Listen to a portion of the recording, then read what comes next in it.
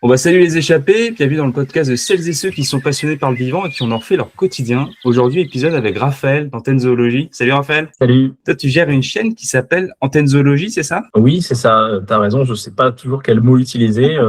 Tout a commencé sous un format plutôt chaîne YouTube à la base. L'idée, c'était de faire une chaîne YouTube. C'était il y a 7 ans de ça. Ça remonte. Et j'ai commencé comme ça, mais de manière très amateur et très vite. J'étais un peu frustré j'arrivais pas à avoir le rendu que j'espérais professionnel en termes de montage, d'image, de film. Donc, naturellement, j'ai plus glissé sur du contenu sur Insta et sur Facebook. Et aujourd'hui, c'est surtout devenu un compte Instagram, effectivement. Sur YouTube, je continue à mettre les vidéos que je mets sur Insta en format short, mais j'ai jamais repris. J'aimerais parce que j'ai des projets de voyage et j'en ai même fait quelques-uns là ces derniers mois où j'ai filmé, donc plutôt sur du format vlog peut-être pour voir un peu des milieux naturels et des espèces. Mais c'est un média qui est sur plusieurs supports, mais c'est quand même surtout Instagram, un peu Facebook aussi et plus trop YouTube. Et je voulais revenir un petit peu sur, avant qu'il y ait la création d'Antenne Zoologie, qu'est-ce qui a fait que tu crées ce média il y a 7 ans, donc au départ sur YouTube et ensuite qui s'est retranscrit sur Instagram dans des formats, comme tu disais, short ou carrousel? D'où ça devient tout ça? Alors, pour la petite histoire, donc bon, je vais, je pense, répéter un peu tout ce que doivent dire les invités avec toi, mais j'ai toujours été passionné par le vivant, les animaux. Ça m'a toujours, évidemment, grand scoop, mais c'est pas une surprise. Les livres d'animaux quand on est petit, les cassettes vidéo, j'ai connu les cassettes vidéo, des reportages animaliers, etc. Et voilà, moi, c'est ça qui m'a toujours passionné. J'ai fait des études en biologie, donc des études dans tout ce qui est lié au vivant. J'ai fait un master en écologie. Et en fait, j'ai toujours adoré parler de nature et de vivant, de biodiversité d'animaux autour de moi, sans vraiment comprendre que ça pouvait être un métier. Je savais pas trop où je me voyais. Je me voyais protéger les animaux, ce qui est un mot assez vague, mais je me voyais pas. C'était un peu flou pour moi. Je pensais que j'allais trouver la réponse en avançant dans la vie. Et puis finalement, ça a été ça, puisque j'ai fait ce qui a vraiment été un déclic, c'est que j'ai fait un service civique, donc en sensibilisation à l'environnement, dans une association de protection de la nature qui était pas loin de chez moi, à côté de Bordeaux. Et c'est vraiment ça où je me suis dit, en fait, c'est cool de réfléchir à des ateliers, à des activités, à des jeux, à des façons de mettre en forme des petits panneaux, tout ça pour que ça plaise aux gens, aux enfants, aux familles. Et l'idée, c'est comme ça que ça m'a mis sur les rails de l'éducation à l'environnement et tout ça. Et pour la vraie petite histoire, à la base, quand j'ai eu l'idée de faire une chaîne YouTube, donc je te dis, c'était il y a plus de 7 ans, on va dire, ça doit être il y a 8 ou 9 ans, parce que j'ai mis un peu de temps avant de me lancer. C'était la grande époque de YouTube, mais façon Cyprien, Norman, etc., tous ces gens-là plutôt humoristiques. Et à la base, je voulais faire une chaîne YouTube en faisant des sortes de petits sketchs sur les animaux et sur les zoos et sur les endroits de la nature, enfin des trucs un peu comme ce qu'on fait des fois quand on a une caméra à 15 ans avec ses copains et qu'on fait des blagues. Et à la base, ça partait comme ça. Et au final, j'ai un peu abandonné cette partie-là, peut-être tant mieux. Et j'ai commencé à dire, on va faire des vidéos humoristiques en parlant à la base, Antenne Zoologie, l'idée, c'était vraiment plutôt de présenter des espèces d'animaux pas très connus sous l'angle de leur place dans la culture populaire. Donc, tu vas comprendre, le premier épisode, c'était le pika qui est un petit rongeur des montagnes. Par rapport à Pikachu. Par rapport à Pikachu, et voilà, je faisais un épisode qui est toujours en ligne, même si c'est un peu artisanal, comme je disais, où je fais semblant d'être le professeur Pokémon qui parle de Pika comme si c'était Pikachu. J'ai fait un épisode sur le glouton, donc qui est un animal carnivore du Grand Nord, qui est l'animal qui a inspiré Wolverine, le super-héros, puisque en anglais, Wolverine, c'est le glouton. On pourrait pas faire comme ça, mais c'est un animal, le Wolverine, comme Spider-Man pour les araignées, Batman pour les chauves-souris. Et petit à petit, on a fait quelques épisodes comme ça. L'épisode numéro 3, comme c'était l'épisode numéro 3, il s'appelait 3 petits chats, donc je parle des 3 plus petits félins qui existent dans le monde, le chat à pied noir en Afrique du Sud, etc. Et en faisant le côté un peu comptine des 3 petits chats. L'idée, c'était à chaque fois de trouver une amorce un peu rigolote. Et en fait, après, comme j'ai dit, ça s'est plutôt transposé sur des formats carrousel et tout ça, mais c'est un peu l'idée.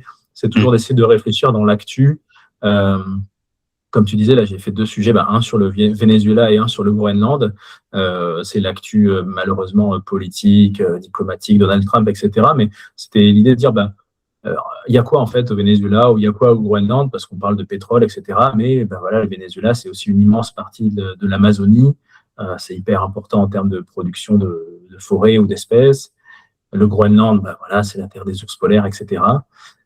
C'est d'essayer des fois de trouver comme ça un truc qui pourrait attirer quelqu'un qui n'est pas spécialement intéressé par le vivant ou par les animaux, mais qui se dira, oui, tiens, pourquoi on parle du Groenland en ce moment, ou j'ai entendu parler de ci, j'ai entendu parler de ça, et ça fait une accroche. Ouais, ça te permet de parler du vivant, mais à travers des sujets d'actu qui, au final, quand on y pense, enfin, c'est triste, mais on pense pas d'abord aux ours polaires quand on voit le possible rachat du Groenland, par exemple. Par exemple. C'est pas ça qui est mis en gros sur les grosses chaînes de télé, mais ça a son impact.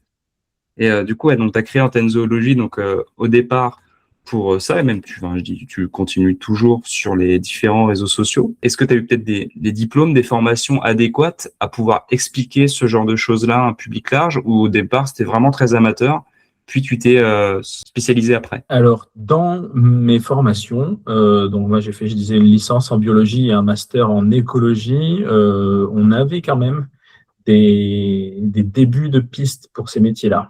C'est-à-dire qu'en master, par exemple, moi donc j'ai fait mon master à Toulouse, parmi nos matières, donc j'avais des matières sur la biologie animale, la biologie végétale, la génétique, mais il y avait une matière, je ne sais plus comment ça s'appelait, peut-être éducation ou vulgarisation à l'environnement, et on allait dans une école des Hautes-Pyrénées, pas du tout de Haute-Garonne, je sais plus. Enfin bref, on allait dans une école un peu dans la montagne, une école primaire, et c'était un partenariat avec la fac.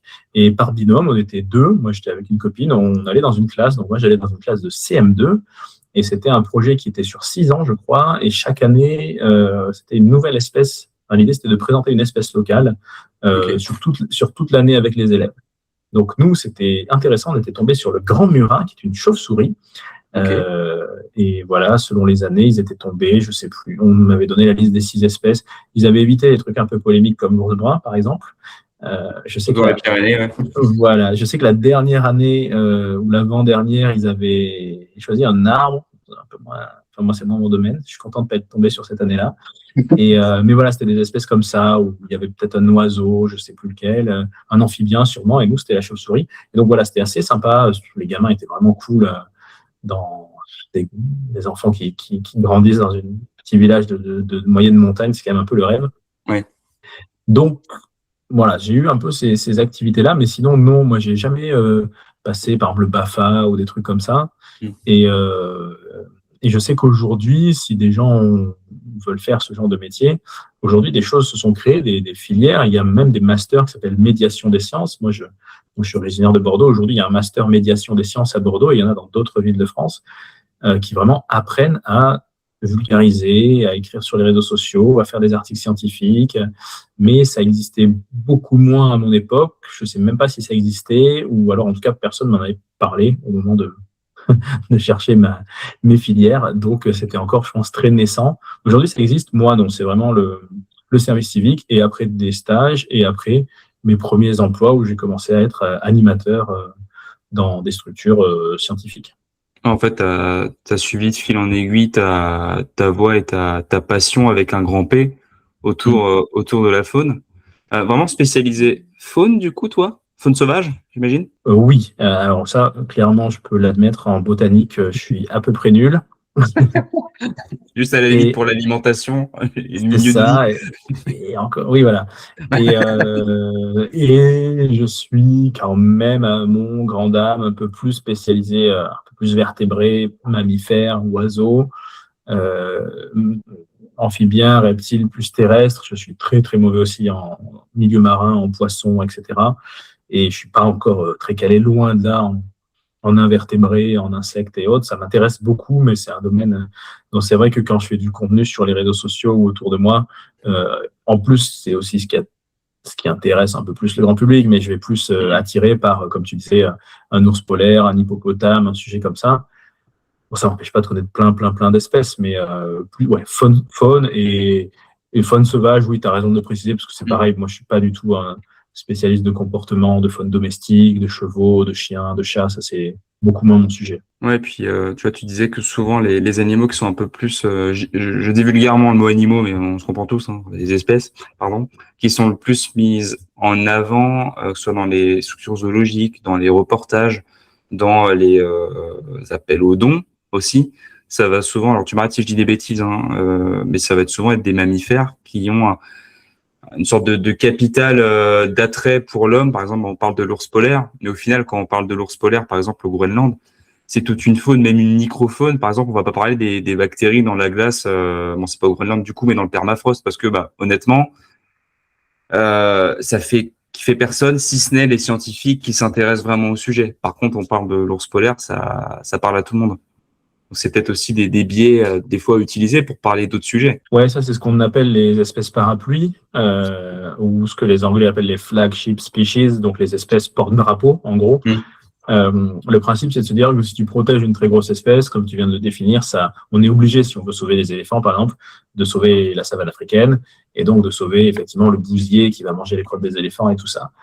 Il y a des gens aujourd'hui qui essayent d'analyser ça. Il y a eu des études, par exemple, qui disent que finalement, ça marche pas toujours tout à fait, que protéger une espèce emblématique, ça protège pas forcément tout ce qui vit à ses côtés.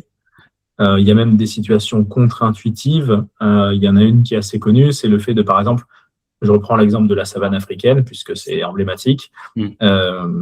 Dans plein de pays d'Afrique aujourd'hui, Kenya, Tanzanie, Afrique du Sud, etc., il y a des régions qui sont protégées, c'est des réserves. Et ces réserves-là, le fait qu'elles existent, ça permet d'éviter que la zone devienne une usine, une route, etc. Mais comme il faut bien une compensation économique, et donc souvent il y a du tourisme. Et en fait, aujourd'hui, on se rend compte en Afrique que comme il faut du tourisme, il faut une espèce emblématique. L'espèce emblématique, c'est le lion. Et que le lion, par exemple, le lion est un très gros compétiteur. Il vole la nourriture. Il n'est pas aussi gentil que dans Le Roi Lion. Il vole la nourriture des hyènes. Et surtout, il vole la nourriture des lycaons et des guépards, qui sont deux espèces plus discrètes qu'on connaît. Nous, dans les parcs zoologiques, le lycaon est un chien sauvage et le guépard, on voit, c'est le félin le plus rapide du monde. Mais on sait très bien aujourd'hui que ça a été bien étudié. Là où il y a une forte présence de lions, ces deux espèces sont beaucoup plus rares et elles essayent de vivre plutôt dans les zones où les lions ont moins envie d'aller. Donc en fait, si on ne décide qu'on va protéger que les zones emblématiques d'Afrique où il y a des lions, et puis si, imaginons, il y a une grande savane où il n'y a pas de lions, mais il y a des guépards et des lycaons, il ne faut pas que cette zone-là, on dise, bon, ok, celle-là, il n'y a pas de lions, bah alors du coup, celle-là, on va en faire de l'agriculture intensive ou autre. Il peut y avoir, tu vois, des biais avec le concept d'espèce parapluie, mais de manière générale, bah oui, c'est sûr que ça reste par l'affect et par la fascination qu'on peut avoir pour le vivant, qu'on va le protéger, et cette fascination, bah, elle passe par les espèces qui nous parlent émotionnellement, oui. Et ça sera toujours plus facile avec un félin qu'un scarabée, oui, je pense. Ouais, tristement pour le scarabée. Mais c'est vrai que des fois, même je me posais la question. Alors, ok, il y a le lion qui est très emblématique pour la savane. Le lycaon, bon, difficile pour lui, mais c'est vrai qu'il est assez peu connu. Peut-être qu'on parle de chiens dans la savane, on va plutôt parler des hyènes à la limite. Mais même par exemple, le guépard, je trouve ça assez curieux que lui-même ne soit pas, par exemple, une espèce parapluie. Parce que le guépard, franchement, ça a la gueule. Il y a le fameux, tu l'as dit, hein, c'est le félin qui court le plus vite en ligne droite sur Terre. Il y aurait plein de choses à faire pour appeler différemment au don, du moins à la protection. Alors, je ne sais pas comment ça peut se passer. Ouais. Ici, il l'est quand même. Là, j'exagère un peu. Il y a une grande association qui s'appelle la Cheetah Conservation Foundation, qui est très active, qui travaille en Namibie, qui travaille en Afrique, un peu partout, qui a des donateurs. Ça reste un animal très, très emblématique. Cela dit, malgré ça, donc c'est ça qui est intéressant, on se rend compte que cette compétition avec le lion fait que, au moment où il y a des décideurs dans un pays qui vont choisir un peu les endroits qu'on protège et les endroits qu'on sacrifie au développement économique, eh ben, ça sera quand même la zone où il y a du lion, où il y a le lion qui sera préféré. Mais du coup, évidemment, si même le guépard, qui est un petit félin tout mignon, peut être sacrifié, il faut s'imaginer les autres espèces, c'est encore plus dur. Et on voit bien aujourd'hui que il y a des régions, quand elles manquent d'espèces emblématiques, elles souffrent plus. Au Brésil, il y a un écosystème qui s'appelle le Pantanal, donc il y a une immense zone humide, la plus grande zone humide du monde, un très très grand marécage, qui est aussi un des poumons de la planète d'une certaine façon. Alors il y a des jaguars qui est un félin assez emblématique. Mm. Mais c'est vrai que les autres espèces, alors il y a le capybara qui est devenu une star maintenant, donc Oui, parce qu'on arrive à en vendre des peluches, mais c'est ça. c'est pas pour la Mais bonne raison. c'est ça, mais c'est vrai que c'est un écosystème plutôt avec des oiseaux, des reptiles, des espèces Oui. aquatiques. Il n'y a aucun grand herbivore, il n'y a pas de zèbre, il n'y a pas de girafe, il n'y a pas d'éléphant, il n'y a pas de rhinocéros. Et c'est beaucoup plus difficile de médiatiser. Ça parle pas du tout, un écosystème, ça parle pas du tout émotionnellement. Si je te dis il faut protéger le Pantanal, il faut protéger, même chez nous, la Camargue, Mm. il faut protéger le Sahara, j'en sais rien, ça va beaucoup moins parler que si tu dis il faut protéger le lion ou le guépard ou le jaguar ou la girafe. Mais ça, c'est une question d'empathie humaine et je pense que c'est difficile d'aller contre, c'est notre cerveau, c'est comme c'est toutes ces histoires où dès que tu parles d'un individu, ça va beaucoup plus toucher que si tu parles d'une population. Quand tu parles des koalas qui avaient eu des incendies en Australie, dès qu'il y a eu l'histoire de un koala, je ne sais plus comment il s'appelait, mais voilà, qui était brûlé, qui était dans un sanctuaire, on s'attache beaucoup plus à un individu qu'à une population. Parce qu'on se reconnaît dans un individu, on est nous-mêmes tous des individus, alors qu'on se reconnaît moins dans une population. Ouais, ça fait aussi partie du travail de vulgarisateur, ou aussi, on en parlait juste après, plus en détail, d'animateur pédagogique, où il y a peut-être cette notion-là de point d'accroche pour faire basculer, alors peut-être pas l'opinion publique, mais au moins des personnes à qui tu parles, vers un intérêt plus grand que de ce que tu disais, avec le petit koala qui se retrouvait dans ce sanctuaire, ou même récemment et très controversé, si je me trompe pas dans le nom, c'est pas Ponch, j'ai oublié le nom. Oui, je crois que c'est ça, Ponch, le petit Oui. singe qui était dans, je sais plus quel zoo. Non, japonais. Oui, au Japon peut-être, ouais. Avec la fameuse peluche Ikea où il y a eu mille et une choses, beaucoup de choses fausses sur ce sujet-là. Mais pour en revenir à la vulgarisation et l'animation d'une pédagogie, alors que ce soit dans une structure zoologique ou alors à travers les réseaux sociaux, toi, de par ton expérience, déjà, comment tu te formes là-dessus? Est-ce qu'il y a beaucoup plus de terrain? Est-ce que c'est très théorique? Parce qu'il y a peut-être des notions de psychologie derrière. Tu parlais d'empathie. Quelle est ton approche pour ce milieu-là? C'est difficile parce que ça dépend. Je pense que la clé reste le support, en fait. C'est vrai que si tu fais une animation à l'oral dans un musée, tu vas pas du tout dire les mêmes choses que si tu veux écrire un texte qui va être publié sur Internet. Donc, je pense que la première chose que je fais de manière sans me rendre compte, c'est de moi-même consommer du contenu et de lire et de voir passer des remarques parfois d'autres créateurs ou d'autres rédacteurs ou rédactrices sur qu'est-ce qui marche ou qu'est-ce qui fonctionne. Aujourd'hui, je pense que tout va à une vitesse où on n'est pas capable du tout de se rendre compte de ce qui se passe dans nos cerveaux humains avec les algorithmes et la distanciation via un écran et le fait qu'on ait cette surcharge permanente d'informations qu'on peut zapper en un swipe. Donc, c'est pas facile. Mais je pense que la meilleure manière de se former, oui, c'est de voir ce que font les autres, de leur parler, de lire, d'écouter ce que les autres tentent ou font.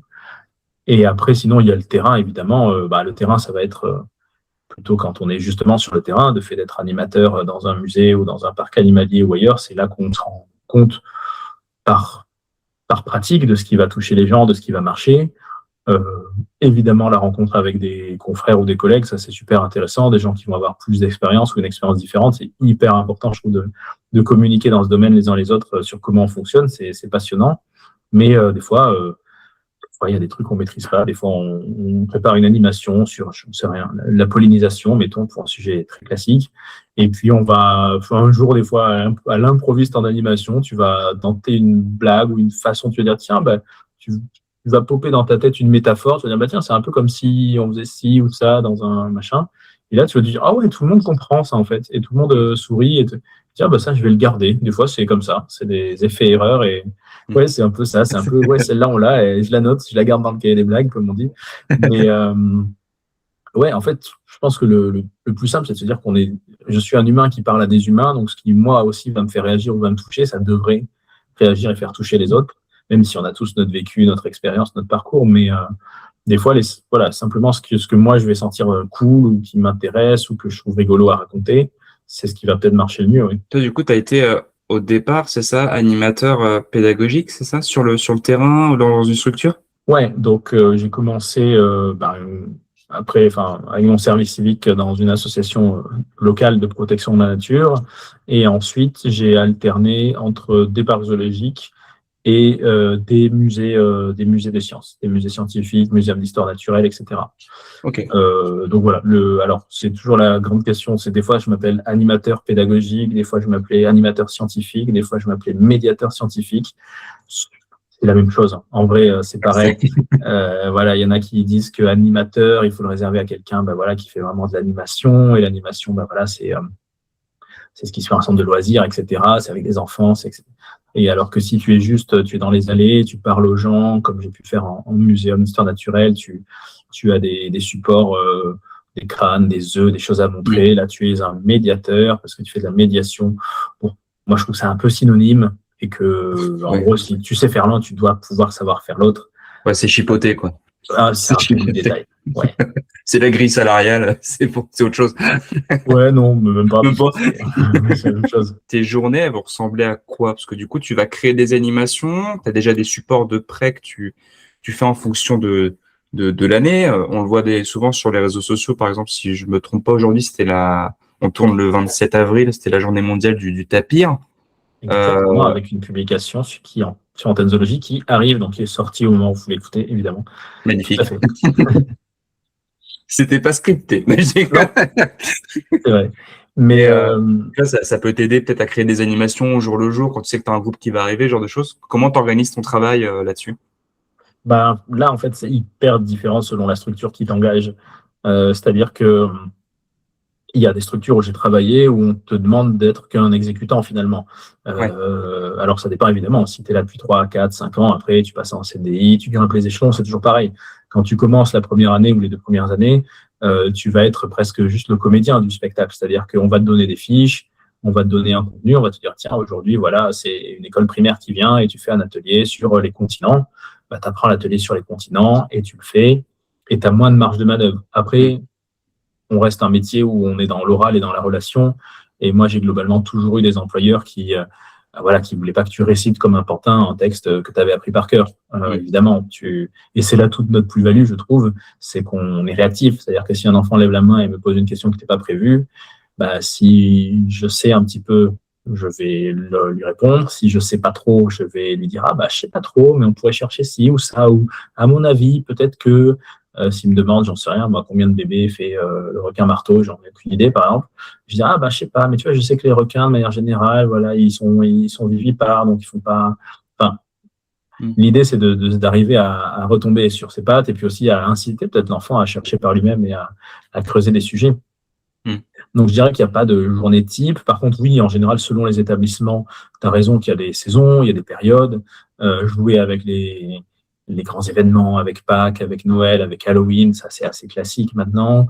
Avec les journées mondiales aussi, c'est possible, ouais, complètement. Puis voilà, il y a les saisons scolaires, donc tu sais qu'en mai-juin, ça va être beaucoup, beaucoup de sorties scolaires. Là où en juillet-août, ça va être beaucoup plus des vacanciers. Et là, c'est un mystère pour personne, mais c'est vrai que les vacanciers du mois d'août sont pas toujours les plus faciles en termes de public à accrocher et à sensibiliser. En basse saison, effectivement, en basse saison, tu vas avoir peut-être moins de travail sur le terrain, donc ça fait plus de travail de création, de préparer des nouveaux ateliers. Moi, c'est ce que j'ai connu dans certains établissements. On dit, voilà, tiens, l'atelier des continents, ça fait 10 ans qu'on fait le même, on va peut-être le dépoussiérer cette année, est-ce que ça te dit d'y coller, ou on fait un atelier sur les chaînes alimentaires, mais je crois que niveau des espèces, il faudrait remoderniser un peu. Pareil, il y a peut-être des erreurs maintenant. Donc ça, c'est aussi intéressant d'être dans une structure qui permet d'avoir un peu de travail de fond en basse saison. Et après, en général, les vacances reprennent, les vacances de Pâques, les vacances d'été, et tu retrouves le public en question. Ouais, tu as une sorte de roulement, quoi. Pas le même public, évidemment, encore une fois, et c'est ça qui moi, m'a intéressé dans mon parcours, c'est que une famille qui visite un zoo au mois d'août n'est pas la même famille que celle qui va dans un musée au mois d'août, n'est pas la même famille qui en plein mois d'août est OK pour venir à 8h du matin écouter les oiseaux des champs dans la nature. C'est pas les mêmes publics, c'est pas les mêmes personnes. Et ça permet de rencontrer différemment et d'avoir et de devoir aussi s'exprimer différemment à ces publics-là. Moi, je suis pas un invité là du podcast qui est beaucoup au contact des animaux. Non, c'est sûr que c'est pas un métier où on les soigne, où on les nourrit, Ouais. etc. Mais c'est un métier où c'est bien quand même d'être toujours hyper curieux et intéressé sur le monde animal et le monde du vivant et les découvertes et les apprentissages. Moi, le mot tu vois, tout à l'heure, on rigolait sur éducateur, animateur. J'ai presque envie de dire que le mot qui me plairait le plus, ça serait presque traducteur. C'est-à-dire que, en fait, d'un côté, j'apprends tout ce que je lis. Et voilà, bon, ça, j'ai appris à maîtriser pas trop mal l'anglais. Je lis des trucs de l'Union internationale pour la conservation de la nature, des trucs un peu scientifiques que le commun des mortels lit pas forcément. Et après, je dois leur expliquer avec des mots plus simples. C'est de la vulgarisation, c'est ça, cette chose-là que j'ai pu apprendre. Mais c'est un métier qui est très social. Et d'ailleurs, ceux qui ont pu faire des études un petit peu comme moi ou à la fac, vous savez très bien que les fameux enseignants-chercheurs, il y en a qui sont bons enseignants, et il y en a qui préfèrent être chercheurs et qui sont pas trop chauds de faire leur créneau dans les amphithéâtres. Qui sont pas tu peux être très, très, très bon dans un domaine de recherche et pas du tout bien savoir l'expliquer parce que tu es mal à l'aise à l'oral ou autre. Donc, nous, on a ce rôle-là, les animateurs, les vulgarisateurs. Et en parc zoologique, c'est aussi pareil avec les soigneurs animaliers. Il y a des super bons soigneurs qui sont passionnés, qui peuvent parler de leur métier. Et il y en a d'autres, il ne faut pas trop les mettre devant les gens. Ils sont timides, ils n'osent pas trop, ils sont un petit peu bruts de décoffrage, des fois, comme on dit. L'animateur ou le pédagogue, il peut faire ce lien-là. Ouais, c'est vraiment, en fait, je faisais exprès de reposer la question, mais pour ceux qui nous écoutent puissent vraiment faire le distinguo entre soigneur et médiateur, où c'est deux métiers qui se coordonnent pour la visée pédagogique vers le public. Je parle en structure zoologique, même dans certains musées d'ailleurs. Toi, ton boulot sur le terrain, c'est l'humain, faire apprendre des choses à des personnes, à des publics différents. Et du coup, j'imagine que tu adaptes énormément ton discours, que ce soit, toi, tu parlais des enfants en CM2 donc les sorties scolaires qui venaient apprendre des choses, tu vas pas leur parler pareil qu'à, je sais pas, une famille de gens comme nous qui ont la fin de vingtaine, petit enfant avec eux, et là, tu peux parler plus cash sur certains sujets. Je sais pas comment t'amorces les sujets différemment en fonction des types de publics. Ouais, alors déjà, selon les établissements, pour reprendre ce que tu disais, si on parle juste de parc zoologique, aussi selon les structures, tu peux être amené à être un peu plus polyvalent et quand même avoir un petit peu de lien avec les animaux. Moi, j'ai beaucoup travaillé dans des parcs où, par exemple, les fameuses animations quotidiennes, quand le matin, tu arrives et qu'on te dit, à 14h, si vous voulez, il y a l'animation, le repas des ours bruns, et à 15h, il y a l'animation du repas des girafes. Très souvent, ça peut être laissé à l'animateur. On lui laisse, pour les ours bruns, moi, on laissait un seau de pommes et de poires et de fruits, et de noix. Et puis, je mets mon petit gant et je les lance et je distribue pendant que je parle. Surtout qu'en plus, alors c'est pas qu'on ment au public, mais le public aime bien avoir l'impression de parler avec la personne qui s'occupe des animaux aussi. Et puis toi aussi, tu te sens plus valorisé. Tu te dis, en même temps, je m'en occupe. Donc voilà, je lance mes... Ça te permet aussi de mieux connaître les individus. Quand ça fait 3 ou 4 fois que tu fais ton animation, que tu distribues tes pommes et tes poires, tu te dis, je vois que Balou, le mâle, il préfère toujours les poires aux pommes, alors que Mirabelle, sa femelle, c'est l'inverse. Enfin, tu vois, ce genre d'infos qui intéresse. Pour revenir à ta question, comment on aborde les différents publics, là, si le détail ferait un très long podcast, parce que il y a tellement de styles de publics différents, mais c'est vrai que tu abordes pas pareil quand tu as affaire à une classe, souvent, ce qui peut être un peu frustrant, et encore, pas forcément, mais voilà, pour une classe, en général, tu as quelque chose de très préparé parce que tu dois répondre à un programme scolaire. Puis, en général, la maîtresse ou le maître ou le directeur d'école a acheté, a commandé une prestation, une animation d'1 heure sur les chaînes alimentaires parce que c'est le programme, une animation d'1 heure sur les animaux d'Asie parce que, voilà, c'est ce que tu avais. En général, dans les établissements où tu as un catalogue, que tu sois un musée ou un parc zoologique, sur Internet, tu vas avoir ton offre pédagogique et on va dire, si vous venez avec votre école, nous, on vous propose, vous pouvez acheter, vous pouvez réserver, soit l'atelier chaîne alimentaire, soit l'atelier tous les continents, soit l'atelier, classification de l'insecte au mammifère. Et là, tu as quelque chose de plus rodé. Là où, face au grand public, tu peux beaucoup plus prendre le temps de discuter famille par famille. Et là, souvent, c'est ce qu'on va te demander qui va guider ta discussion. même si moi, je pense qu'il y a un énorme avenir qui est même plus de l'avenir, qui est en train de devenir le présent dans les parcs zoologiques et les musées.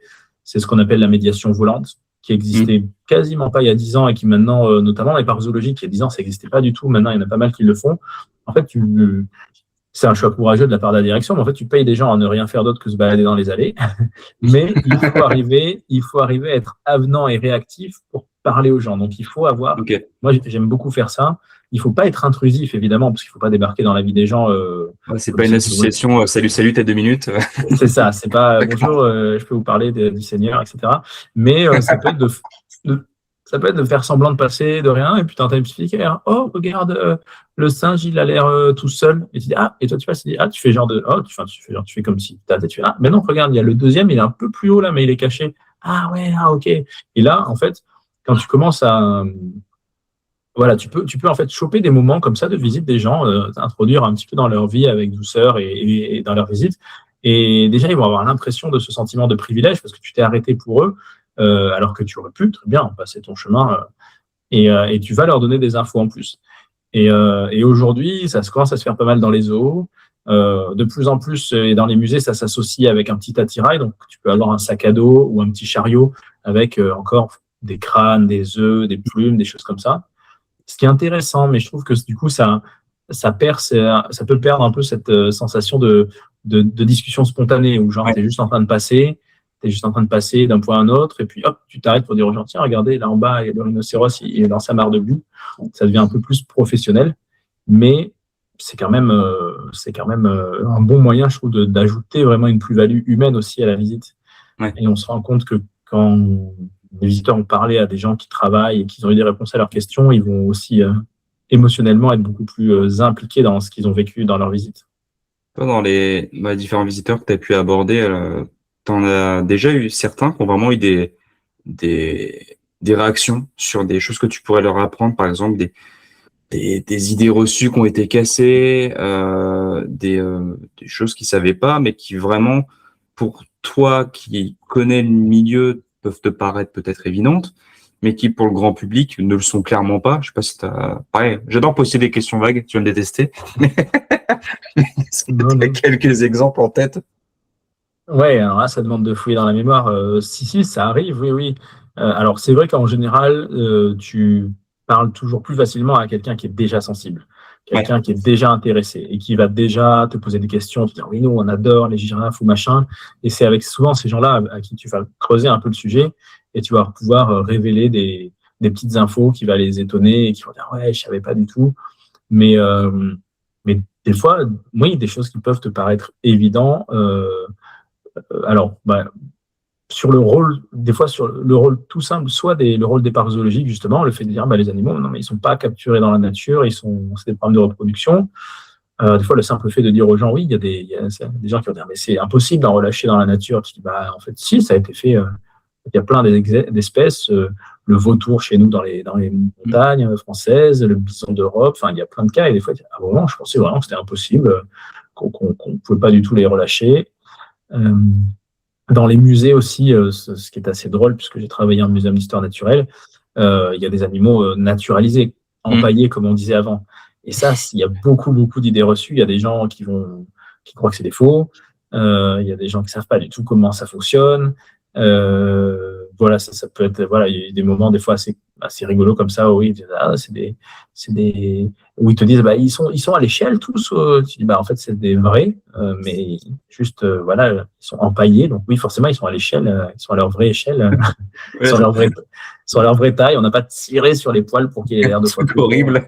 D'accord. C'est parce que là, j'ai pas assez d'exemples en tête, mais oui, il y a plein de moments où tu vas dire à des gens des petites choses qui peuvent aller contre leurs idées reçues ou juste leur donner des connaissances qu'ils n'avaient pas du tout en tête. Des fois sur la cognition animale, sur dire, voilà, les chimpanzés, ils sont capables en groupe voilà, de renverser leur chef. Il y a des conflits, il y a des guerres chez les chimpanzés qui existent. Enfin, des parties de vie des animaux dont le visiteur soupçonne pas toujours l'existence. Ouais. Ah, j'avais une question d'une internaute qui, je pense que quand je vais dire son nom, ça va peut-être faire tilt dans ta tête, qui me demandait si tu avais certaines rencontres dans ton parcours qui t'avaient marqué. La question, elle est de Sophie Nagy, les événements de Sophie. Ah oui, je connais Sophie. Mm. Si elle m'écoute, je lui passe le bonjour, je lui fais la bise. Euh, des rencontres qui m'ont marqué. Alors, il y en a plein dans les confrères et les consoeurs, des personnes qui sont aujourd'hui pour moi des mentors ou des sources d'inspiration. Je fais un discours car je dois remercier les gens que j'ai croisés dans ma carrière. Mais non, il y a, Tu auras ton il y a Oscar à la fin. merci. Non, parmi les personnes qui aujourd'hui m'inspirent le plus, il y a un monsieur qui s'appelle Emmanuel Mouton, qui a été le créateur et qui est le directeur de la réserve zoologique de Caluyac. Donc, c'est un parc animalier en Dordogne qui est vraiment spécialisé dans les espèces menacées et qui a été créé donc, par Emmanuel il y a bientôt 20 ans. Et Emmanuel, c'est un vrai passionné. Donc, dans son parc animalier, il a choisi d'avoir des espèces menacées adaptées à l'endroit, qui est un parc animalier forestier. Donc, c'est un endroit où vous verrez des lémuriens, pas mal d'espèces d'oiseaux, beaucoup de primates sud-américains. Il y a aussi des tapirs, dont on parle aujourd'hui, c'est la journée mondiale, des loups à crinière, des faussas, le faussa qui est le prédateur des lémuriens à Madagascar. Si vous avez vu une animation, c'est les faussas. Mais il n'y a pas de lions, de tigres, d'espèces emblématiques. Donc, c'est quelqu'un qui a une philosophie vraiment très dirigée sur l'animal, la science, son observation. Il est très investi dans la protection du vison d'Europe, qui est une espèce très menacée sur notre continent. Et voilà, Emmanuel est quelqu'un de passionnant et de très, très humainement aussi intelligent et compréhensif et qui aime beaucoup comprendre, analyser et sans jugement de valeur aussi. C'est aussi voilà, des gens comme ça qui m'aident un peu dans cette époque où les gens sont très sur les réseaux sociaux polarisés, violents, ou aiment bien avoir des avis tranchés. Emmanuel est très peu sur les réseaux sociaux et c'est quelqu'un qui va être beaucoup plus dans la douceur et dans la réflexion.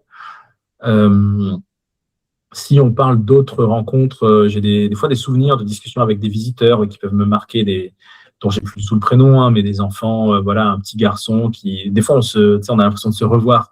Un petit garçon qui arrive avec son petit carnet à, à spirale, voilà, et où il a des photos de, je sais pas où il a eu, des différents animaux et où il a marqué au stylo avec des petites flèches le nom des différents animaux, le lion, le loup, etc.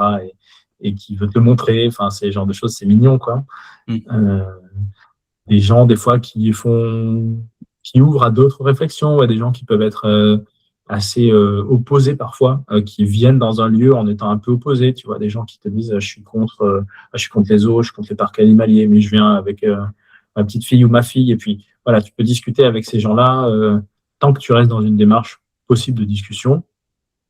Ça peut être très intéressant en fait, parce que toi, même si tu n'es pas forcément de leur avis, bah, les avis, ça se change. Moi, je dis toujours, il faut normaliser. On dit souvent, il y a que les imbéciles qui ne changent pas d'avis, mais je trouve qu'à notre époque, il faut le normaliser d'autant plus, surtout qu'on peut facilement avoir un avis sur une situation dont on n'a pas toute l'information.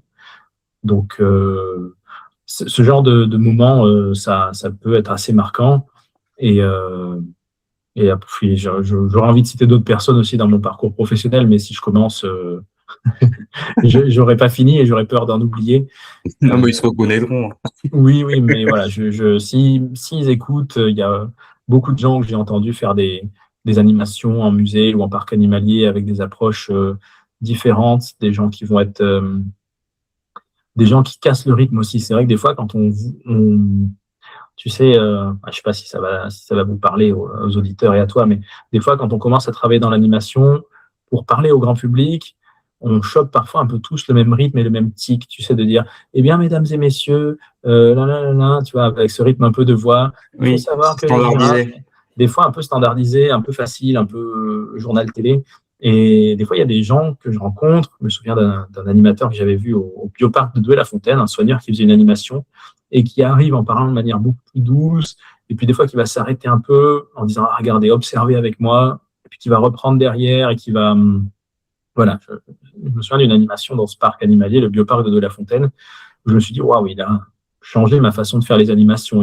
Il était personnel, il racontait, il disait bah, moi, ça me touche, je trouve, ça m'impressionne toujours. Il racontait une histoire aux gens, quoi, comme si on était en petit repas entre copains et qu'on dit ah, t'as pas une info, t'as pas une anecdote, il dit ah, bah, figurez-vous qu'il m'arrive un truc de dingue. Et des conteurs comme ça ou des conteuses du vivant qui sont qui sont particulièrement marquants. Je pense aussi je vais citer aussi une amie qui s'appelle Agatha Liévin-Bazin, qui tient aussi un média qui s'appelle Le Nid de Pie.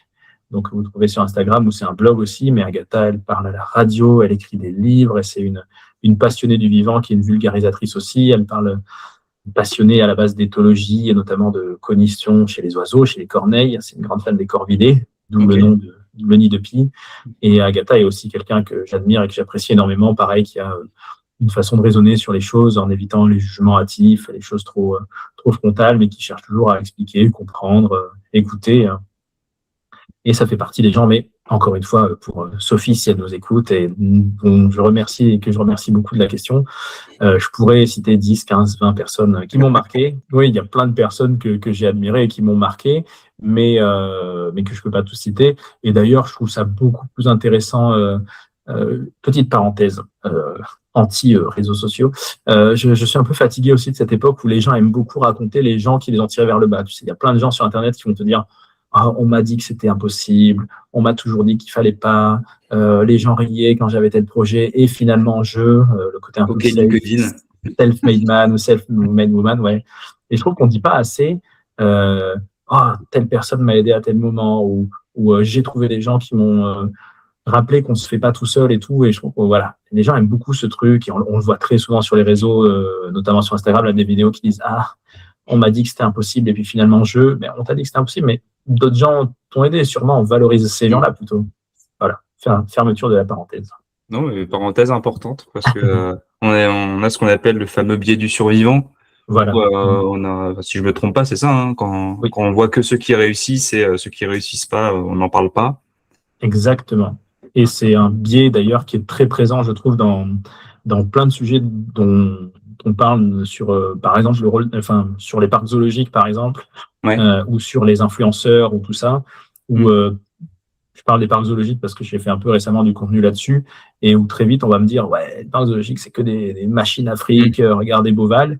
Beauval est un parc zoologique qui est le plus riche de France, et voilà, il faut le dire, c'est un parc zoologique qui marche énormément bien, mais il y a 300 parcs zoologiques en France, et de dire que les zoos font du fric parce qu'il y a Beauval, c'est comme si tu disais ok, vas-y, je vais me lancer comme acteur, hein, parce que quand tu vois ce que gagne DiCaprio, ça fait rêver. Voilà, c'est le biais du survivant. Il ne faut pas regarder juste celui qui réussit. Il y a des zoos qui gagnent moins d'argent, il y a des zoos qui sont familiaux, plus artisanaux. Et pareil pour les influenceurs, on ne gagne pas tous notre vie. Et voilà, il n'y a pas de choses faciles. Évidemment, si tu regardes ceux qui ont réussi, tu as l'impression que pour eux, c'est facile. Comme les gens qui vont critiquer, que ce soit Lena Situation, Aya Nakamura ou je ne sais qui, en disant c'est facile ce qu'elle fait. Oui, mais enfin bon, elle a réussi, et je pense qu'il y en a beaucoup qui ont essayé qui n'ont pas réussi. C'est sûr, mais on n'en parle pas, et on préfère. Après, je sais pas si c'est très franco-français, mais attention, ça va faire phrase très dessinée à la radio, mais on aime bien brûler un peu nos idoles, ou dès que quelqu'un réussit quelque chose, un peu le tirer dessus, ce genre de choses. Alors, je parle pas forcément de Beauval, mais même les structures zoologiques en général. On prend, comme tu disais, certaines personnes vont prendre Beauval comme acquis, alors qu'honnêtement, Beauval, c'est même plutôt une exception parmi tout le paysage et parcs zoologiques qu'il y a en France.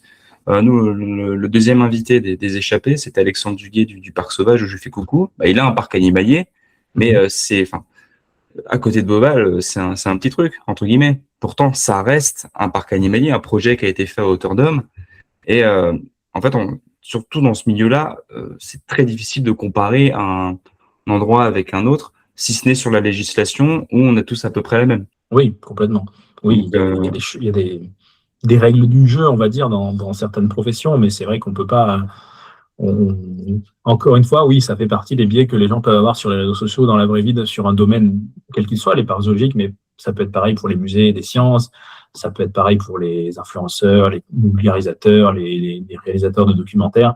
Si tu vois que celui que tu vois partout, c'est pas une vision globale du métier. Ouais. Tout le monde n'est pas Beauval, tout le monde n'est pas Enjoy Phoenix, enfin voilà, et ça veut pas dire que c'est un échec. Tu peux très bien avoir un établissement, une petite entreprise, une auto-entreprise qui gagne bien sa vie, et tu es très heureux, et tu touches des gens et tu leur en parles sans avoir besoin de toucher la terre entière, ou d'avoir une volonté expansionniste de faire chaque année 10% plus que l'année prochaine et de devenir toujours de plus en plus important. tu peux très bien aussi toucher des gens à petite échelle. Le fait d'être investi dans des assos de protection de la nature locale, ça, je trouve ça hyper intéressant parce qu'en fait, tu n'as pas le choix. Si tu es une asso locale, si tu parles de la faune des Pyrénées, tu ne vas pas commencer à faire dans ton asso des trucs sur les dauphins, les baleines, les bébés phoques et les lions et les tigres. Et le fait de s'investir dans le local, je conseille à tout le monde de le faire dans des assos locales et de s'engager localement. Tu sais que de toute façon, tu vas toucher des gens locaux et parler d'un endroit local et tu ne cherches pas à conquérir le monde. Je vois complètement, et je suis 100% d'accord. Et tu parlais aussi sur les réseaux sociaux. Alors, je ne sais pas si ça s'est vraiment traduit aussi au sein des structures dans lesquelles tu as travaillé, mais la polarisation qu'on retrouve dans certains discours. Alors, on va avoir des discours des fois anti-zo, enfin des réflexions très marquées qu'on va retrouver sur Internet. Alors, certains parleront d'haters, de conflits, alors que ça n'a pas lieu d'être, plutôt qu'avoir une discussion. Est-ce que toi, tu as peut-être eu aussi des fois ce genre de personnes ou personnalités, sans dire les noms, parce que ça nous regarde,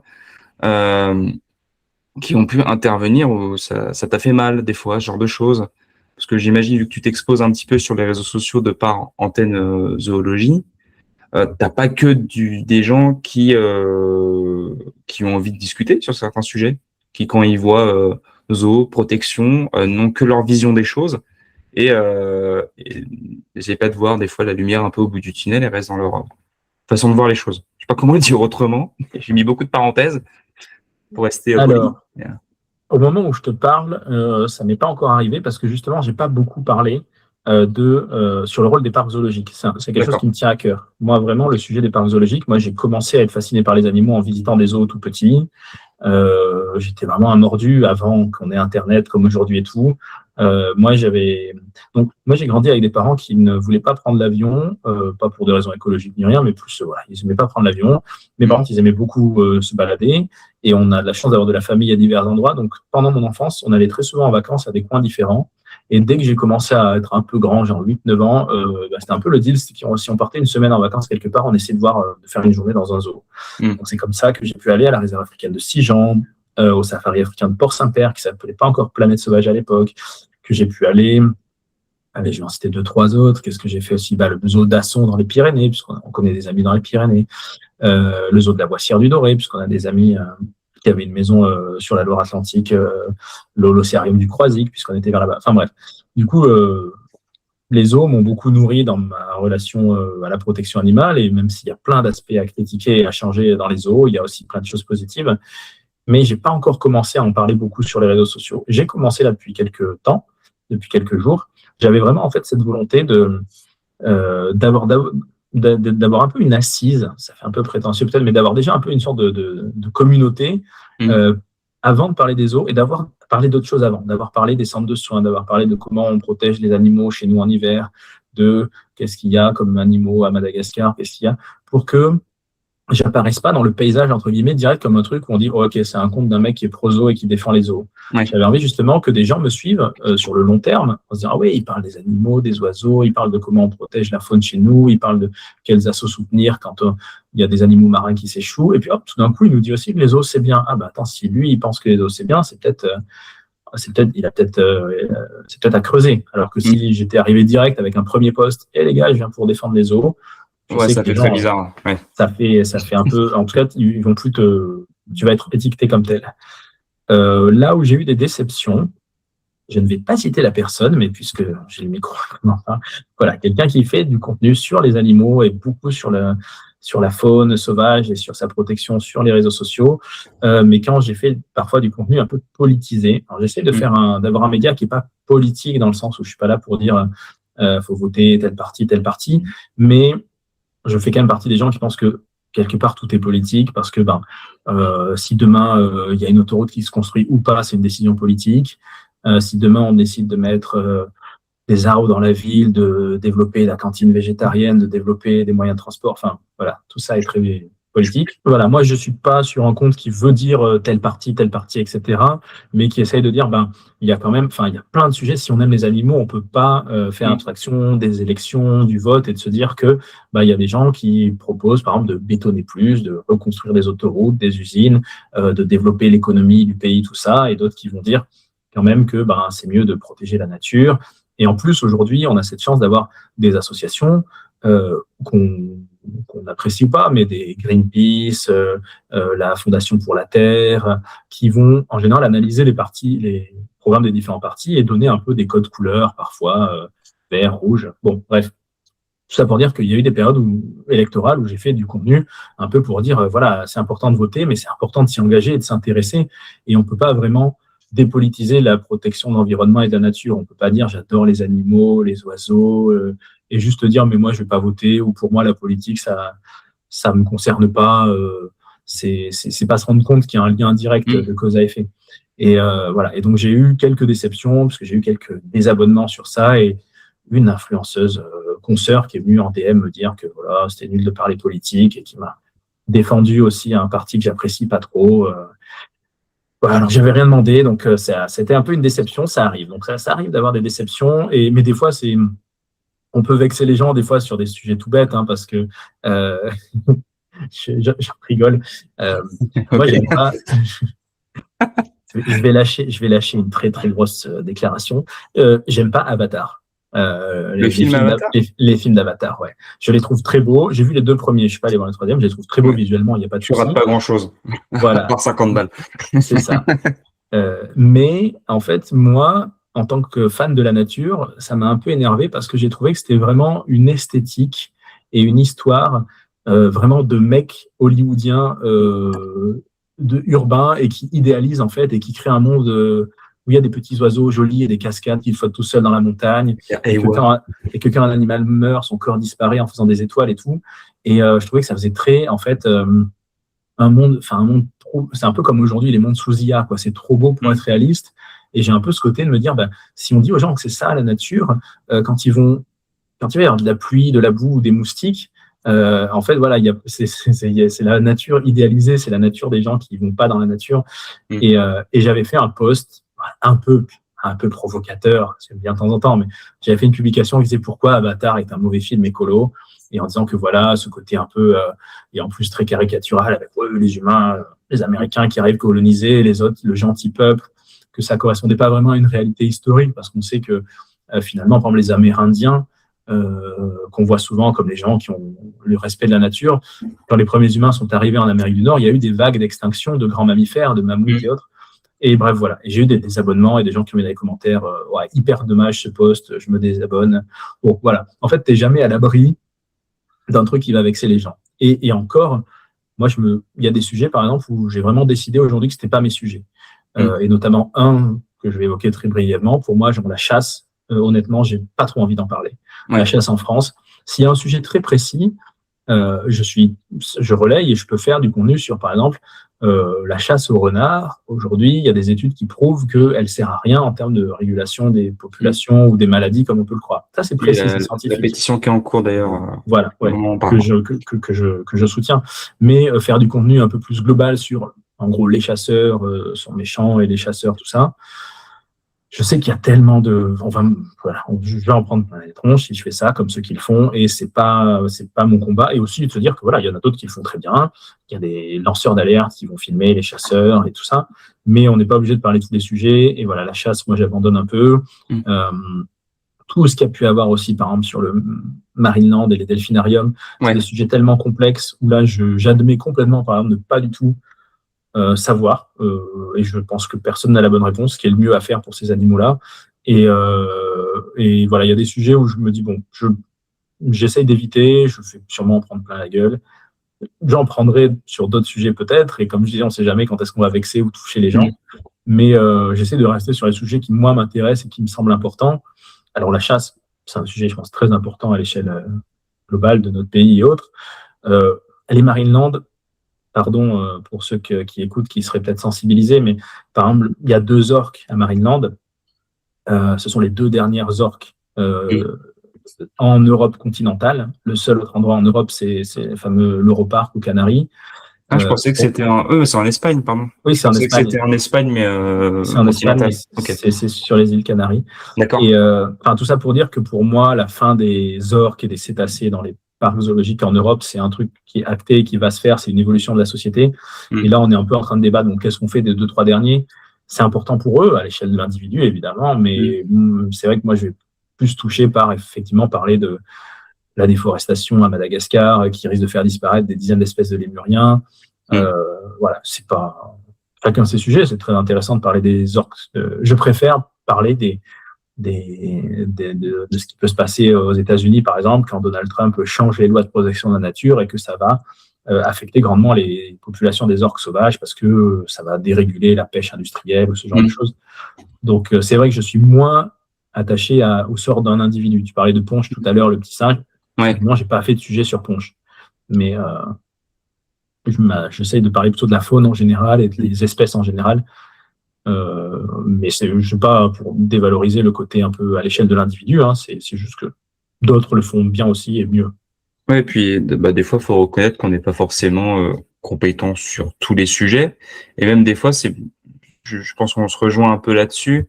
C'est mieux des fois de ne pas en parler, dans le sens où si tu en parles et que tu peux mal le comprendre, je vais me prendre par exemple un exemple. Il y a très récemment, j'ai fait un post sur une vidéo d'un aigle qui chasse un chamois, où bon, j'ai eu de la chance, j'ai certaines personnes qui m'ont expliqué gentiment qu'il n'y avait pas que du vrai dans ce que je disais. Bon, j'ai fait un petit disclaimer, finalement, ça s'est très bien passé, mais ça aurait pu mal se passer aussi, et ça peut toucher tout le monde, d'autant plus que dès que tu t'exposes un petit peu sur les réseaux sociaux, que tu commences à te faire un petit peu connaître dans ta niche, d'autant plus sur une niche animalière, entre guillemets, où j'ai l'impression que tout le monde se dit expert de tout, entre guillemets, il y a beaucoup d'ego, c'est ce qui est souvent dommage. Ouais. Si tu fais une erreur, elle te l'est renvoyée fois 1000, quoi. Donc des fois, il vaut mieux se taire sur certains sujets, quoi. Si tu arrives à avoir effectivement des gens qui vont être bienveillants pour t'expliquer tes erreurs et que toi aussi, tu es dans une position où tu dis « Oh, bon, là, je suis peut-être allé un peu trop vite », c'est pas grave. Enfin, tu peux dire des bêtises et effectivement les corriger après si tu es dans une démarche, je trouve, d'amélioration. Après, ce qui peut être un risque avec Internet, qui n'est pas encore trop le cas, toi comme moi, on n'a pas assez d'auditoire, mais des fois, tu as des gens qui peuvent dire des erreurs et qui, par exemple, lors d'une conférence filmée, qui peuvent se tromper ou dire une chose et puis 5 ans après ne plus être d'accord. Et en fait, aujourd'hui, ça tourne en boucle. C'est ça le problème avec Internet. Je pense notamment à un monsieur qui s'appelle Jean Covici, que tu vois peut-être, Jean-Marc Jancovici, qui est un monsieur qui parle beaucoup sur notamment la gestion de l'énergie et du nucléaire en France. Des fois, je vois passer des vidéos de lui un peu anciennes où il dit des choses et où je vois dans les commentaires des gens qui disent oui, enfin, Jean Covici lui-même a dit maintenant qu'il était plus d'accord avec ça. Et en fait, si tu sais pas, tu peux en fait être d'accord avec ce que disait un mec il y a 15 ans et lui-même il est plus d'accord avec ça. Donc, c'est vrai que c'est bon. C'est le problème de la vidéo et d'Internet et tout ça et des databases, c'est que maintenant le passé ne meurt jamais, quoi. Tu peux toujours ressortir une vidéo d'un mec. Voilà.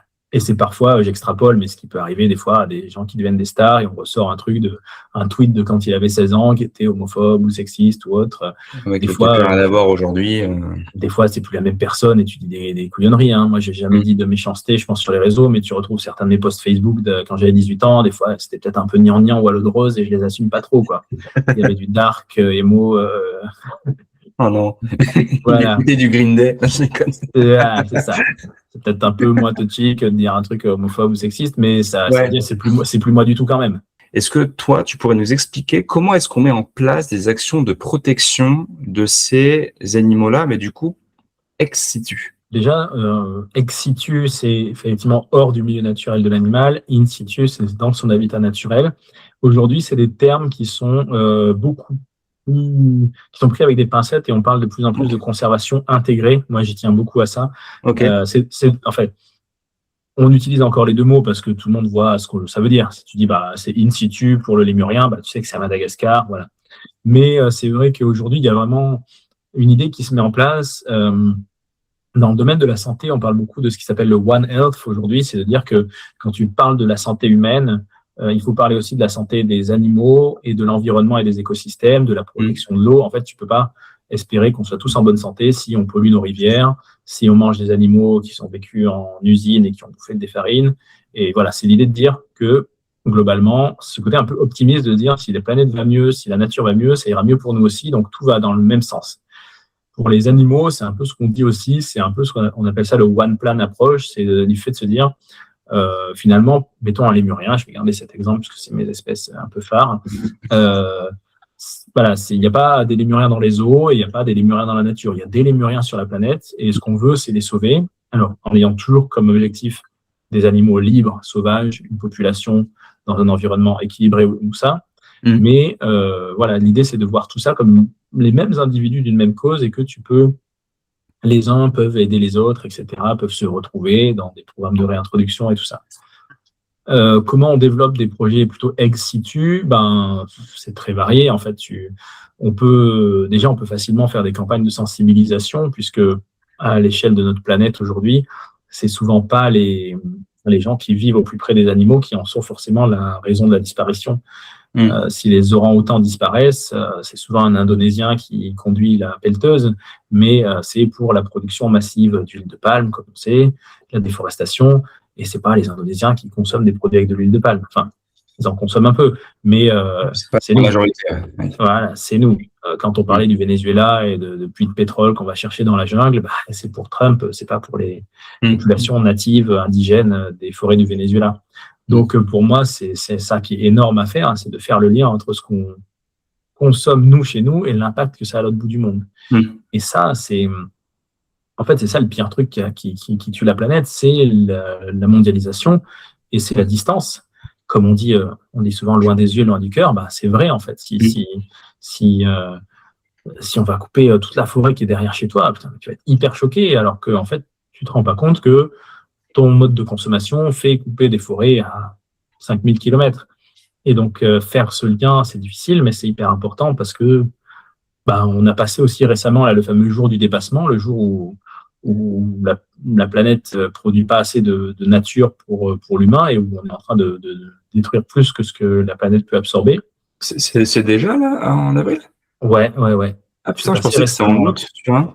Non, c'est passé il y a quelques jours, ou alors c'est peut-être le jour du dépassement pour la France, je ne sais plus exactement. Je l'ai vu passer, ça devait être que pour la France peut-être. Ça devait être que pour la France, parce que j'ai vu passer l'info il y a quelques jours et ça s'associait à quelques posts un petit peu anti-Macron en disant que le jour était devenu de plus en plus tôt, donc je pense que c'était que la France. D'accord. Voilà, donc justement, effectivement, le fait que pour la France, ça plus tôt que pour la moyenne mondiale, ça prouve bien qu'en France, on consomme plus et on détruit plus que effectivement les Malgaches à Madagascar, les Népalais, les Vénézuéliens qui n'ont pas les mêmes rythmes de vie. Donc ça, on peut sensibiliser et informer. Et après, les programmes ex situ, aujourd'hui dans les parcs zoologiques, il y a des programmes de reproduction qui sont tenus de manière hyper rigoureuse, avec donc des studbooks qui sont des registres où on connaît exactement quel individu est à tel endroit. Encore une fois, je le rappelle ou je le répète ou je l'apprends à nos auditeurs, dans les parcs animaliers, en tout cas officiellement en association internationale, les animaux n'ont pas de valeur monétaire. Une girafe, elle ne se vend pas, elle ne s'achète pas. C'est juste, le programme a dit que dans tel endroit, il y aurait un groupe qui allait se reproduire. Quand il y a des naissances, on va transférer les jeunes, une fois qu'ils sont grands, dans d'autres endroits, comme ils feraient dans la nature pour aller vers d'autres territoires. Et personne ne se les achète ou ne se les vend. C'est vraiment quelque chose qui est très, très peu soupçonné du grand public, je pense, de se dire c'est à ce point-là organisé, professionnel et scientifique. Et c'est pas comme il y a 30 ans, il y avait des bourses aux animaux où on se les achetait, on se les vendait, et où tel zoo pouvait dire si on a eu beaucoup de bébés lions cette année, c'est cool, ça va nous renflouer les caisses. Tout ça, ça a disparu. Ça n'a pas disparu, ça existe, mais ça existe dans les zoos, les ménageries, les particuliers qui font ça d'une autre manière. Ouais, c'est un proto-marché noir légal dans certains pays, pas loin de la France en plus. C'est ça. Dans des pays plus proches de nous, ou même on voit les fameux tigres chez les mecs aux États-Unis ou en Russie. Mais ça fait des vues, enfin. Il en faut. C'est ça. Mais donc voilà, un programme, je vais dire que ça n'existe pas un programme que ex situ, c'est toujours intégré à la protection de l'espèce, mais l'ex situ est très important pour la protection de l'in situ. Si on veut protéger la forêt en Indonésie, ça ne se passe pas juste en allant voir les gens en Indonésie en leur disant arrêtez de couper la forêt. C'est un mode de vie social qu'il faut qu'on remette en cause. Et ça, c'est aussi un truc que je trouve hyper important. D'ailleurs, voilà, on arrive sur une partie hyper cruciale, je trouve, s'il y a des gens qui aiment l'éducation ou la sensibilisation à l'environnement et qui veulent en faire, n'oubliez jamais de donner ce que les Anglais appellent le take-home message, c'est-à-dire le message à ramener chez soi. Il faut éviter ce que j'appelle l'effet c'est triste, le that sad effect, c'est de dire aux gens une info du genre vous vous rendez compte, à Madagascar, Mm. ils coupent les forêts, ils brûlent les forêts pour faire du charbon de bois et du coup les lémuriens disparaissent. Et là tu dis, ah, c'est triste. Ou de dire par exemple, en Asie, à cause de la fameuse médecine chinoise, les gens tuent des pangolins. Ouais. C'est triste, mais mon visiteur français, du coup, il est content parce qu'il se dit, oh, c'est pas ma faute, c'est la faute aux Chinois. Bah Mais ouais, ça puis lui c'est rappelle. lointain. C'est ça, c'est lointain. Donc, c'est vrai que, par exemple, la médecine chinoise, c'est un gros problème de trafic animal. Mais qu'est-ce qu'ils peuvent faire, mes visiteurs français? Ils peuvent faire des dons à des associations, ça c'est déjà très bien. Mais je préfère toujours me dire qu'est-ce qu'on peut leur ramener comme message. Et ça, ça peut être sur d'autres sujets comme la consommation de viande, la consommation de poissons. Et essayons, et ça c'est un domaine sur lequel les zoos et les musées, je pense, auraient besoin aujourd'hui de s'impliquer plus. Le problème, c'est que ça peut parfois justement être perçu comme quelque chose un peu politisé. Mm. Et trouver des outils qui sont mis en place. Donc, par exemple, aujourd'hui, il y a des sites internet qui font des listings des poissons qu'il vaut mieux consommer ou pas, des espèces de poissons dont les stocks dans la nature sont bons et des espèces de poissons marins dont les stocks dans la nature sont catastrophiques et qui pourtant sont encore en vente. Donc, j'invente, je dis n'importe quoi parce que j'ai pas ces infos en tête, mais si tu dis aux gens, vaut mieux manger de la sardine que du thon, et faire un listing un peu comme quand on se colle sur le frigo des choses à trier ou pas. C'est, à mon avis, ça, c'est des vrais messages que les gens peuvent ramener chez eux, que si tu dis juste, faites attention à votre consommation de poisson. Oui, d'accord, faites attention comment? Je pense qu'il faut passer à l'étape supérieure, mais encore une fois, ça peut être délicat parce que forcément, il y a des conflits d'intérêts. Si le visiteur, son père est pêcheur de thon, il va dire, dis donc, ok, vous avez 200 000 visiteurs et vous leur dites d'arrêter d'acheter du thon, mais c'est scandaleux ce que vous faites, alors que mon thon, il est en vente libre, il est autorisé. Donc, je comprends que ça soit hyper délicat, ces sujets-là. Ouais, mais ça fait partie dans tout, en fait. Sinon, tu n'impactes pas la personne à son quotidien et c'est de la pédagogie qui aura duré le temps de la visite et c'est bien pour la structure. Et, je pense qu'il faut arriver, c'est compliqué parce que tout le monde ne sera pas d'accord en plus en interne dans les musées ou les zoos ou autres, mais il faut arriver à devenir un peu plus militant, même si c'est un risque. Mais si tu es là juste pour dire on est là pour vous émerveiller sur la beauté du vivant et c'est très bien, tu rentres chez toi, tu n'auras pas forcément fait d'effet. Si on te dit tiens, retenez juste ça, mesdames et messieurs, en faisant une animation devant les otaries ou les phoques ou les manchots et en disant voilà, si vous achetez plus de sardines que de thon, mettons, ça sera mieux pour la faune sauvage, ou voilà, je dis ça comme je pourrais dire autre chose, ou si vous mangez plus de lentilles corail que de viande rouge, si vous changez ne serait-ce qu'un repas dans la semaine et tout, et ça sera déjà une première étape et tout ça, je pense que c'est les bons messages à avoir aujourd'hui, c'est tellement vague de dire, il y a des études qui l'ont prouvé. Je ne sais plus quel zoo justement l'a fait, c'était un parc zoologique ou un aquarium, je ne sais plus qui avait fait cette étude, qui avait fait un travail avec des écoles, je crois, et à la fin, qui leur avait donné à certaines écoles, l'idée c'était de dire on va faire une sorte d'engagement, on va dire je m'engage à faire ci, faire ça pour la nature, et ils les revoyaient un an après. Et en fait, les gens et les enfants et les familles à qui tu avais donné des engagements vagues, du genre je m'engage à manger moins de viande ou je m'engage à protéger la forêt, on fait finalement beaucoup moins de choses que les gens à qui tu as dit je m'engage à avoir un repas végétarien par semaine, ou je m'engage à effectivement arrêter d'acheter du thon et préférer tel truc. Dès que tu donnes des choses pratiques, c'est plus facile. Et donc, je pense qu'on a intérêt à faire ça, à créer des sortes d'engagements et à dire faites attention à ci ou ça, comme on le fait aujourd'hui en disant, par exemple, avec plus ou moins de succès, mais de dire on boycotte Shein ou Temu, ce genre de choses. Malheureusement, aujourd'hui, le poids économique fait que ça reste des choses qui vendent beaucoup, mais au moins, les gens, ils savent qu'ils peuvent faire ci ou qu'ils ne peuvent pas faire ça. Ils ont ce geste-là en termes de commercial ou de consommation à faire. T'es un porteur d'idées, ouais. Voilà. Et aujourd'hui, c'est vrai que dans les parcs zoologiques ou les musées, on est peut-être encore un peu trop à l'étape où on dit là, c'est beau la nature et elle est fragile, elle est menacée. Attention, les abeilles, la pollinisation. Mais il manque peut-être un peu cette étape à dire le guide pratique ou renvoyer vers une source extérieure, mais de dire vous voulez protéger les insectes dans votre jardin, voilà ce qu'il faut faire, voilà ce qu'il ne faut pas faire, quitte à ce que ça puisse déranger effectivement des gens s'ils sont vendeurs de tondeuses ou vendeurs de poissons industriels, et on va leur dire c'est moins bien. J'ai eu, en fait, je dis ça parce que c'est un de mes tout premiers souvenirs d'animation. C'est un de mes tout premiers souvenirs d'animation, puisqu'on parlait des souvenirs tout à l'heure. Je devais avoir 15 ans, j'étais en stage dans un zoo. animation sur la déforestation, le bois exotique. Et ben à la fin de l'animation, moi j'accompagnais l'animateur, un monsieur qui vient, qui voilà, un mec qui est exploité et qui importait en fait du bois exotique d'Amazonie ou d'Asie du Sud-Est. Donc le monsieur il était pas content. Mais Ça peut se l'animateur, comprendre. bien sûr, mais l'animateur lui a expliqué un peu comme il a pu, parce que c'est pas facile de dire, bah, en fait, voilà, nous, on travaille dans le vivant, on a travaillé des associations, on sait que c'est, oui, mais bon, enfin voilà, le monsieur utilisait les ressources classiques, en plus, ce qui est toujours un peu fatigant, il dit, oui, mais enfin, en France, aujourd'hui, c'est très contrôlé, faut que vous allez dire ça aux Chinois, aux Russes qui achètent du bois. Oui, bah, on leur dira, on les aura, mais nous, on est français et on sait que le public français peut acheter du bois exotique. Et en plus, depuis, ça a été prouvé que, notamment en Indonésie, il y a du bois illégalement coupé qui reçoit le bon papier par l'administration ensuite et qui est vendu comme du bois légal. Mais oui, dès que tu dis un message un peu militant, bah, en face, tu peux tomber sur la personne dont c'est le business. Bah, D'autant plus quand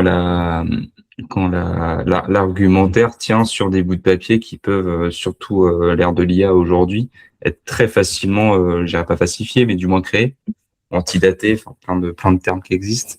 oui. J'ai rien contre les exploitants de bois, mais il en faut. Mais c'était pas de bol de tomber directement sur ce gars-là, mais ça fait partie du jeu. Au moins, c'est formateur. Ouais, c'est ça. Est-ce que tu as des tips, toi, qui éveillent un peu l'esprit critique chez les personnes, pour justement éveiller cet esprit critique en tant que spectateur à travers notre téléphone? Comment est-ce qu'on peut se dire si, OK, Antenne Zoologie, c'est carré ce qu'il dit, X, je suis pas sûr. Est-ce qu'il y a des fois des récurrences, des manières de faire, peut-être certaines personnes qui vont chercher la viralité plutôt que le contenu pédagogique, et même des fois, c'est compliqué. Hein. Il y a peut-être pas la bonne réponse, hein, mais je sais pas ce que tu en penses. C'est compliqué. Ce qui est bien, c'est d'avoir des sources de référence. Ouais. Mais c'est vrai que moi, le premier, j'oublie souvent de les mettre. Parce qu'en plus, les formats des carousels, par exemple, se prêtent pas trop à. Donc, moi, je mets des sources souvent dans la description ou le premier commentaire ou autre, des sites internet que j'utilise et tout ça. Moi, je trouve qu'il y a un côté sincérité, c'est-à-dire qu'effectivement, si je vois un nouveau média se créer, où il va y avoir le montage, la musique, les images qui s'enchaînent, le clip, la voix off, machin, tout ça, ils sont vivants, il faut les protéger. Ou tu dis, si ça reste des concepts très vagues, des fois au début, ils sont vivants, il faut les protéger, il faut les respecter, ou des mots un petit peu valises comme éthique, voilà, un lieu éthique, etc. Tu dis, quelqu'un qui va rentrer dans des sujets plus pointus, qui va parler effectivement, je sais pas, ou qui va se trouver une spécialisation et qui va parler des invertébrés, par exemple, en disant, voilà, moi je suis passionné des insectes, des scarabées, des papillons, tout ça, ou quelqu'un d'autre qui va parler plus des oiseaux. Enfin, déjà, les spécialités, ça peut aider, je trouve. Et ouais, moi je trouve que la sincérité, des fois, elle se voit, c'est-à-dire tu vois que le média, tout n'est pas fait pour plaire à l'œil. Et malheureusement, au moment où on se parle, c'est vrai que j'ai des comptes en tête que je ne citerai pas, mais qui sont très suivis pour parler d'écologie, de nature, d'animaux et de bien-être animal. Et derrière ces comptes, ce sont des gens qui ont fait des filières d'audiovisuel et de marketing et de com. Ça n'empêche pas d'être sincèrement touché par les sujets animaliers, mais je trouve qu'à un moment donné, ça manque de profondeur et c'est là qu'il y a le risque de la frontière entre finalement la vulgarisation et la mécompréhension d'un sujet, quoi. Mais j'ai pas de solution miracle parce que ça reste assez subjectif. On peut des fois se sentir touché par la sincérité d'un compte que moi je trouverais pas sincère et ce genre de choses. Mais sinon, faut pas hésiter à demander si c'est pas un trop gros média qui a des centaines de milliers d'abonnés et qui peut pas répondre à tous ces DM, dire ouais tiens, comment tu sors tes informations ou comment tu les cherches. Ouais. Moi, j'utilise beaucoup le site internet de l'Union internationale pour la conservation de la nature, l'UICN, et les sites annexes des différents pays quand ça existe. Certains sites de référence selon les espèces pour des ONG. Pour les lémuriens, il y a le Lemur Conservation Network. Pour les rhinocéros, il y a Save the Rhino International. Pour les ours polaires, il y a Polar Bear International. Et tous ces sites-là ont des articles scientifiques, etc. Donc, il n'y a pas vraiment de solution miracle, mais voir ce degré d'implication sur un sujet et filer le même sujet, c'est peut-être un bon signe que quelqu'un qui va faire alors, je suis mal placé puisque moi, je traite plein de sujets, mais voilà, quelqu'un qui va passer du coq à l'âne, qui va te faire en une semaine, un reel par jour sur les delphinariums, puis les animaux dans les cirques, puis l'élevage industriel, puis Ouais. la chasse à courre. Puis là, c'est des sujets qui sont très, très larges et qui sont où moi, je me dis, on ne peut pas aborder tous ces sujets-là et les connaître parfaitement, sauf si c'est un collectif, ce qui est possible. Mais sinon, ça peut être quelqu'un qui va juste piocher un peu ce qu'il voit d'ailleurs et en faire son best-of, quoi.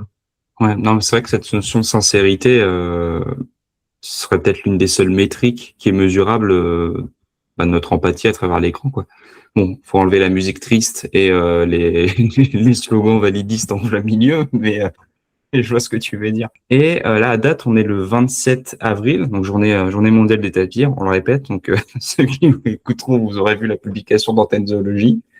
Est-ce que tu as différents projets, différentes envies à travers ton média, différents axes vers lesquels tu aimerais te développer? Puis tu peux nous en dire plus. Hein. Alors, je vais commencer par un appel.